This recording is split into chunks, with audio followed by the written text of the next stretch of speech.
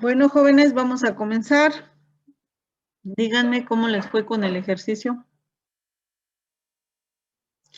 Este fue el que se les dejó y otro, ¿no? Son dos. Solo dejó ese, maestro. Este no les mandé uno de tarea. Bueno.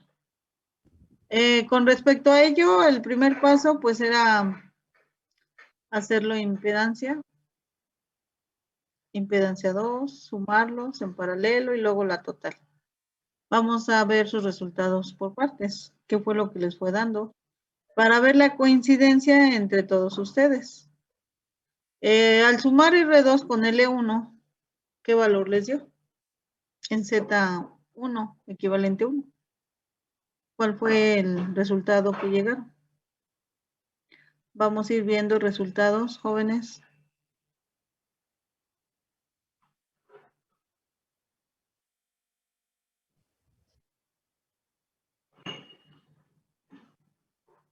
¿En rectangular o en polar, maestra? Ahora déjame ver cómo lo tengo. Z. En polares, todo denmelo en polares. En polares me dio a mí 330 con un ángulo de 0.1736. Esta Z equivalente 1. Vamos a ver. Esta Z2, Z3, Z equivalente 1 suma Z2, Z3. 330 con un ángulo de 0.17. Ahí vamos, ¿no? Siguiente, Z equivalente 2, que es el paralelo entre la que me acabas de dar el dato con Z4. Esa sería nuestra Z equivalente 2. ¿Cuánto te dio? Se me dio 3.065 por 10 a la menos 3 con un ángulo de 8.6468. ¿3 o 326? A ver, déjeme corroborar. A ver los demás. Te debe de dar 326 con el ángulo de menos 8.5, 65. ¿Está bien?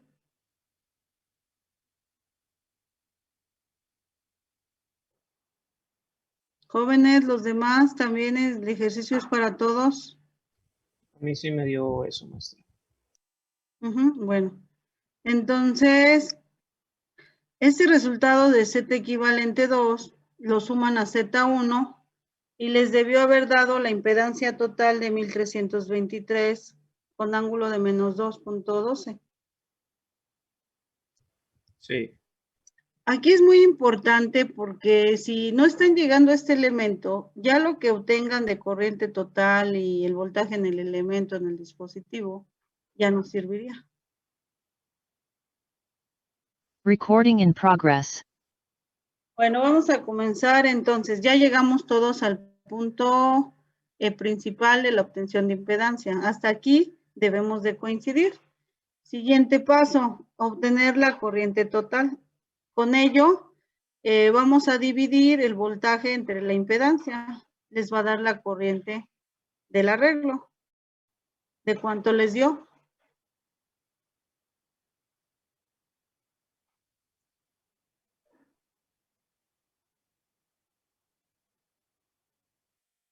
A ver, Gabriel, Gerardo, Gómez.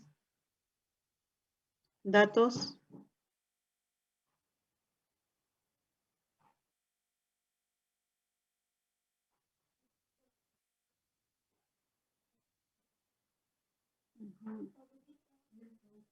Corriente, díganme.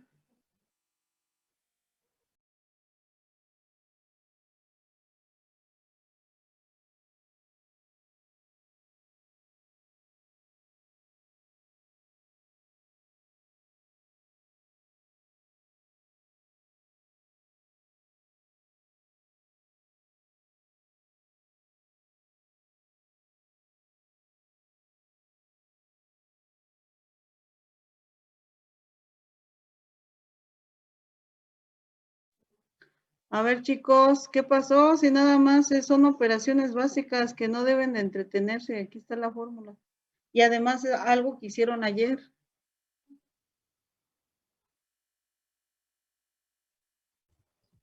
Bueno, a mí me salió de 0.037 amperes. Pero Está bien. No, Pero maestra. nada más deben de dividir 50 entre 1323, por eso les digo, no tienen ni por qué entretenerse.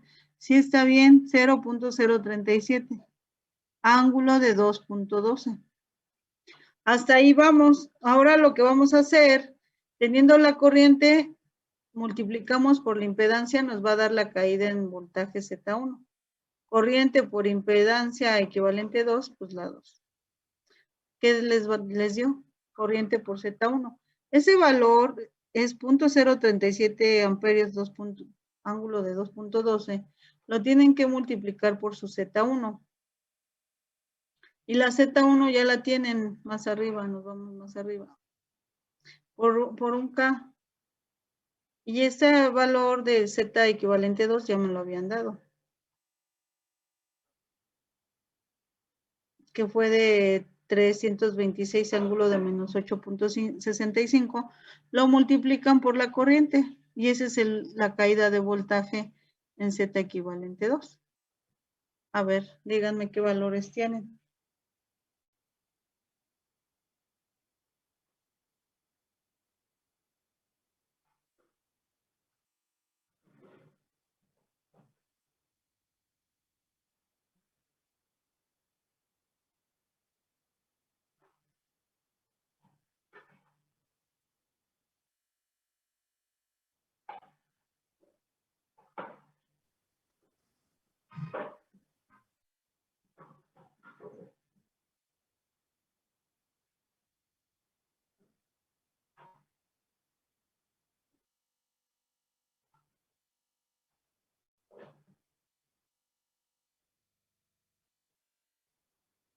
¿Listo?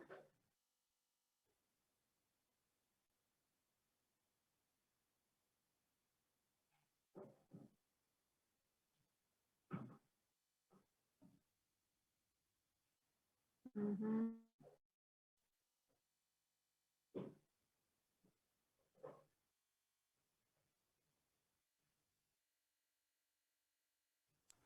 El de Z1 me dio 37.78 con un ángulo de 2.12 y el de Z equivalente 2 me dio 12.07 con un ángulo de menos 6.52. Uh-huh. Aquí está. 37 y 12. Y lo sumas y te debe de dar el voltaje de fuente. ¿Está bien? Uh-huh. Aquí debemos de tomar en cuenta que para el tercer parcial ya nada más van a ser puros ejercicios. Aplicaciones, ya no se les va a estar explicando ahorita, nada más para que entre todos coincidan y revisemos el valor.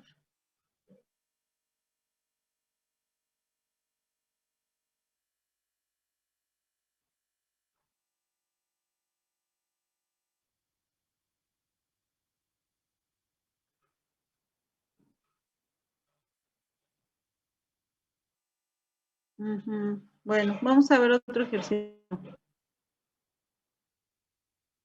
para que practiquen.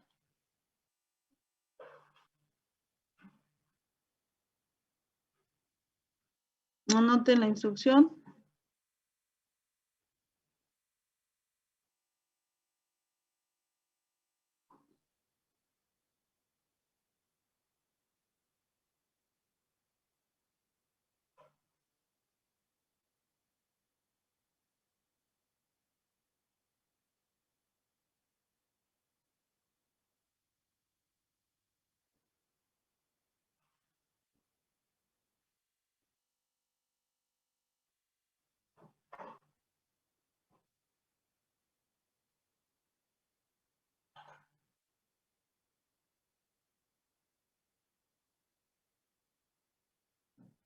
Entonces van a calcular nuevamente la impedancia total, el voltaje en R1, voltaje en R2 y voltaje en los elementos. Aquí, jóvenes, tienen que cuidar mucho el hecho de que si no traen calculadora, no van a poder resolver. Vamos a calcular aquí, perdón, maestra. Aquí dice impedancia total, corriente total, voltaje en equivalente 1. Entonces aquí la instrucción es encontrar estos datos que están en la hoja que les muestro, en el documento.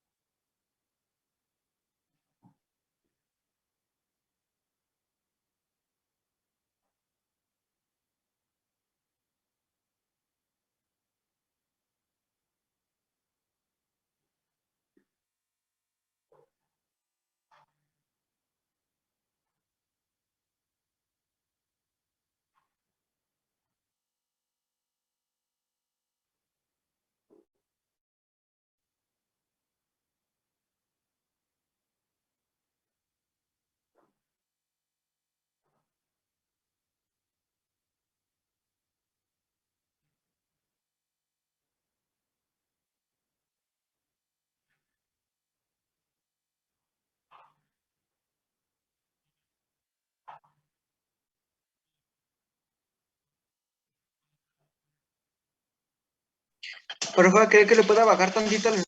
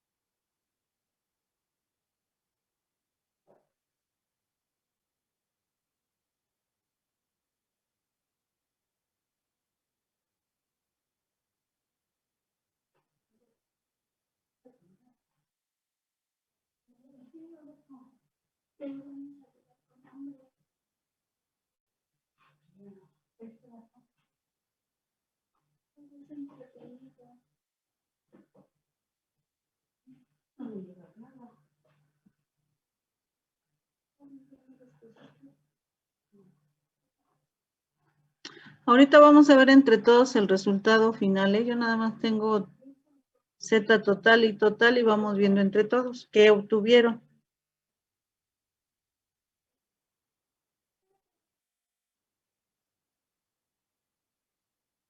Bueno, cópienlo.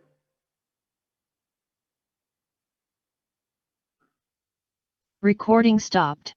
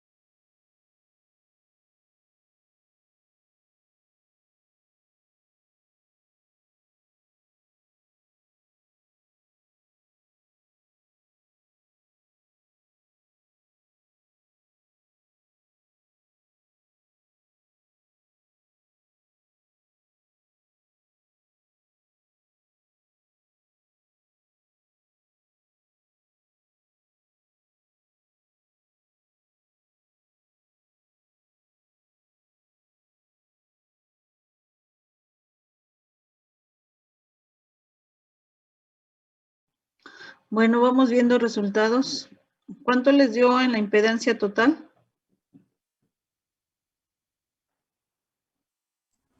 800 con un ángulo de 0.1791.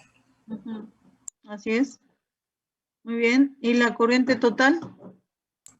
0.075 con un ángulo de 29.82. Ujú, sí. Ahora esa corriente la multiplicas por R1 o por la Z equivalente que obtuviste. ¿Cuánto te da BR1 más BR2? De estas dos, ¿cuánto es el voltaje? 800 con un ángulo de 0 grados. ¿El Ah, ¿el voltaje? voltaje? El Sí, el voltaje. voltaje es de 60 con un ángulo de 29.82.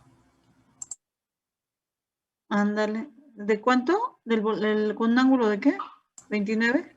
Me salió 29.82. Ajá, está bien. ¿Y el voltaje en el inductor o el capacitor que están en paralelo? ¿Cuánto da? 0.1875 con un ángulo de 119.82. Ajá, está bien. Ya quedó. Bueno, entonces eso sería todo en cuanto al ejercicio que se está analizando. Vamos a ver otro tipo de arreglos en donde vamos involucrando más elementos. Aquí les voy a mencionar lo siguiente. En los libros es muy común que se hable del ángulo coseno, seno, pero yo les voy a estar dando el número de manera en RMS, ya convertido. Vamos a ver a qué estoy haciendo referencia. Porque se lo van a encontrar cuando vayan a dar lectura a la información y luego no se entiende lo que estamos viendo con respecto a lo que estamos haciendo. Miren, nosotros tenemos lo que conocemos, a ver, aquí está, el valor eficaz, el voltaje eficaz, el corriente eficaz, el voltaje pico a pico, el voltaje pico, el voltaje RMS. Entonces, ustedes en la práctica pues ya tienen que identificar esos elementos, porque cuando vamos a trabajar y reparar un equipo, nosotros tenemos por un lado la lectura del multímetro y por otro la lectura del osciloscopio. Recording in progress. Entonces, cuando vamos a trabajar nosotros el voltaje eficaz, pues ¿dónde lo encontramos y cómo lo identificamos? El voltaje eficaz o el voltaje RMS es el que nos proporciona compañía de luz. Compañía de luz nos da un voltaje en el cual nosotros podemos medir directamente con nuestro multímetro. Agarramos las terminales, ponemos la función corriente alterna e insertamos en los contactos. Entonces ahí podemos visualizar ese voltaje eficaz, el cual viene de 127. Cuando nosotros hacemos nuestras representaciones, el voltaje pues se denomina, el nominal son 110 o 220, pero cuando lo medimos en la práctica pues son 127.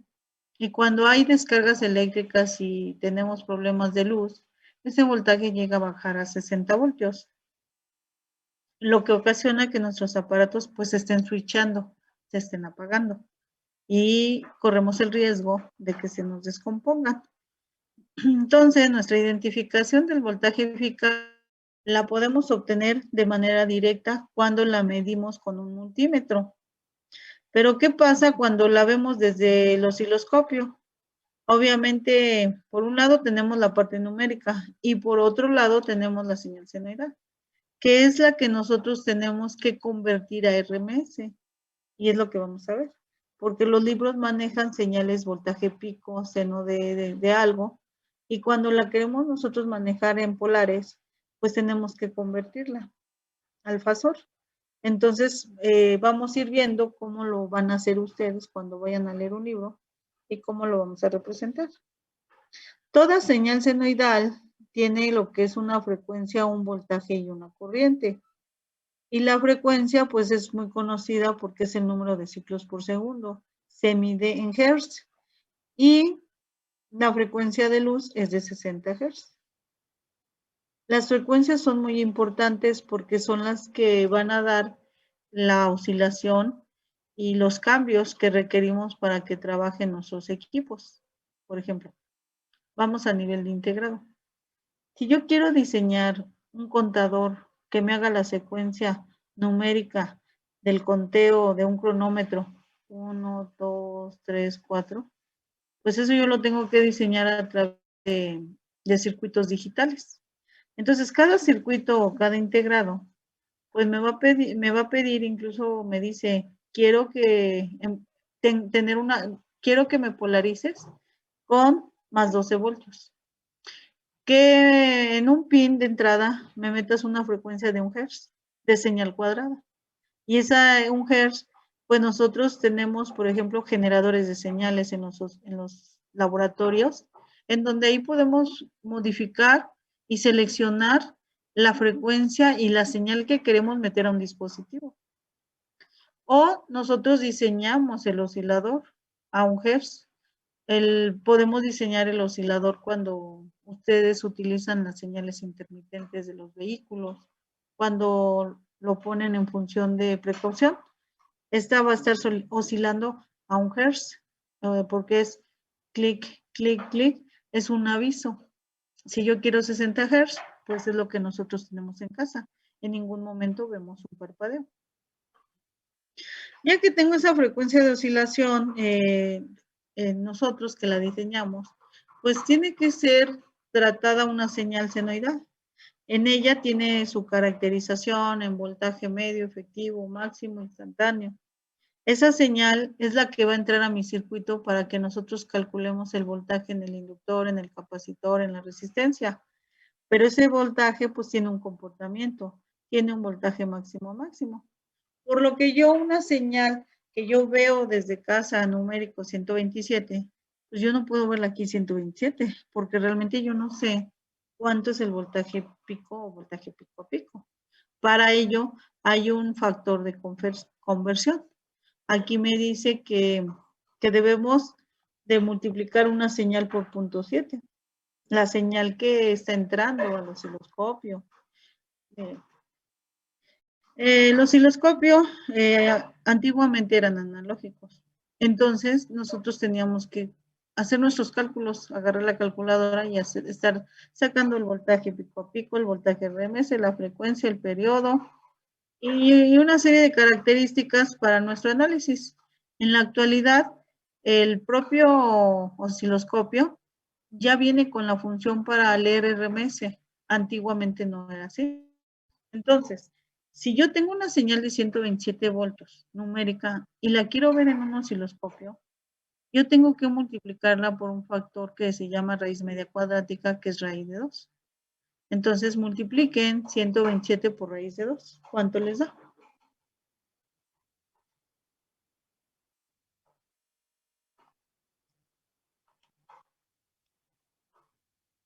¿Cuánto? De 179.6. Entonces, yo tendré que ver una señal de 179, no de 127. 127 con el multímetro, pero en el osciloscopio yo voy a ver 179 voltios. Ahora, si yo tuviera esa señal de 179 de 0 a voltaje pico, ¿cómo sería su representación en RMS? Si cuando estaba acá de 127 por raíz de 2 me dio 179, ahora me voy al revés. Tendría yo que dividir 179 entre raíz de 2 para que me dé el valor RMS. Entonces, vuélvanlo a hacer. 179 entre raíz de 2, ¿cuánto les da?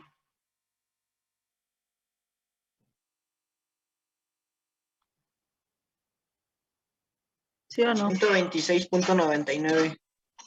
Ajá, ahora. Tengo 126.56. Sí, entonces, también esta imagen, y la van a encontrar en los libros, nos dice que aunque tú tengas una señal senoidal y la quieres en RMS, la puedes multiplicar por 0.77. Multipliquen los 179.60 por 0.77. ¿Cuánto les da? 127, ¿no? que es lo mismo que pongan 179 entre raíz de 2. O 170, si tú divides 1 entre raíz de 2, ¿cuánto les da?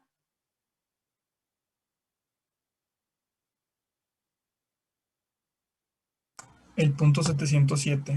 Ajá, entonces esta es la razón de existir, porque cuando nos dan valores, multiplica por 0.5 por 0.3, a veces no sabemos de dónde sale. La realidad es que este valor RMS o la raíz de 2, se hace todo un análisis por medio de integrales para encontrar ese raíz de 2. Nosotros agarramos la fórmula y lo aplicamos porque ya es una investigación que ya fue desarrollada y que llegaron a ese factor de multiplicación. Bueno, entonces nosotros sabemos que una señal senoidal para obtener su RMS lo debo de multiplicar por 0.77. Y en los libros les están dando la señal senoidal con valores picos, no RMS. Yo todo el tiempo se los voy a estar dando con valor RMS para que no estén multiplicando. Pero nada más que tomen en cuenta que en el libro siempre manejan un factor. Ya que lo tengo, tanto el voltaje como aquí también el voltaje promedio por 0.63. Tanto el voltaje, también la corriente tiene su RMS. Vamos a ver aquí este otro ejercicio. Nosotros tenemos corriente alterna, corriente de los transformadores. Por ejemplo, si ustedes van a hacer una fuente de alimentación a 5 voltios, menos 5, 12, menos 12, 24, necesitamos que nuestro voltaje de luz de 127 lo bajemos a voltajes de 24, de 18, de 12, para que diseñemos las fuentes de 5. Y de ahí, nosotros tenemos que ir viendo, por ejemplo, transformador, que yo lo veo de manera numérica de 12 RMS, en voltaje pico, visto en el osciloscopio, ¿de cuánto tendría que hacer? A ver, entonces, 12 voltios RMS en voltaje pico, ¿cuánto es? Aquí multipliquen 12 por raíz de 2. Tendría que ser 16.97. En el osciloscopio, el voltaje de 0 a pico, de 16.97. Entonces, en mi osciloscopio voy a ver esta señal, la cual aquí me dice que el canal tiene 10 volts por división. Entonces, yo veo mi carátula y checo. Aquí este vale 10, más 10, 20.